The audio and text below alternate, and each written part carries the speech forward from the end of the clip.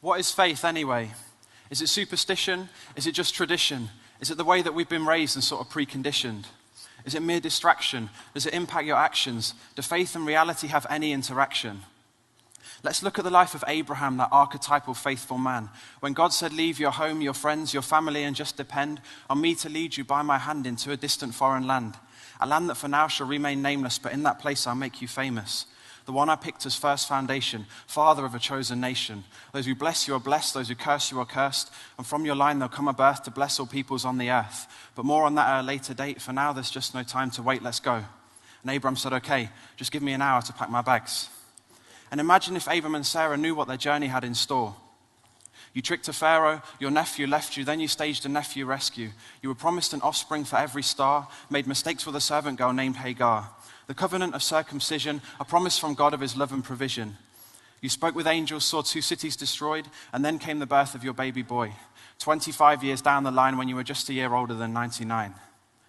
And we look and we think how amazing his life is. Heard from God, lived by faith and was counted as righteous. But just think of the time that he held on to Isaac. Led his son by the hand to the top of the mountain. With every step he spent his time counting, down to the place where he'd carry it out. The command of a God who he tried not to doubt. See, faith isn't just believing in the words that God spoke when your son's on the wood that's about to be smoke. It's that even as your knife makes its way to his throat, that your God is still good and the source of your hope. And when God yelled, stop there, Abraham, that knife can't touch your son, on him don't lay a hand. Now I know you believe because you hold nothing back, and here is a ram to provide what you lack. And a story like that kind of sticks in the throat. There are questions in us that it's meant to provoke, like, is God playing games and are we just the pawns? Why wait so long to provide a ram caught by its horns? But see, Abraham understood the point of this whole interaction, a call to believe in God's promises and put his faith into action. And if Isaac was who God had chosen to build through, then Isaac would become a man, because God would never give a command that stops God completing God's plan. And it's okay to doubt why certain things happen, just know God's never careless or wasteful. And he stands with you in the depths of your pain, and he promises you that he's faithful. See, faith and doubt aren't polar opposites. Doubt shows that faith takes a step past the obvious and leads us to things that are hard to believe. That's why faith is a gift that we're blessed to receive.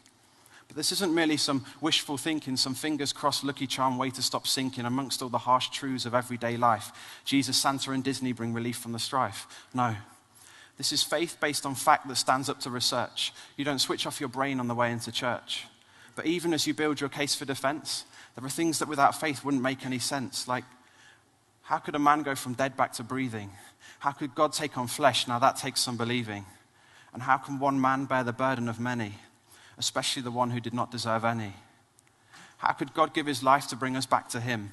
And how can he bear to hear songs, prayers, and hymns from the lips of the ones who sent Christ to the cross? There are things in our faith that leave me at a loss for words. But in all that I've heard, I know that grace covers all that I've broken. And after final breath in this life, an eternity is awoken. And there is coming a time when our eyes will refine and we'll see you as you are. But until then, we will patiently wait, singing and crying for truth and relying on you for the strength to go on, putting our faith in the 3 in 1. Yes, I'm putting my faith in the 3 in 1.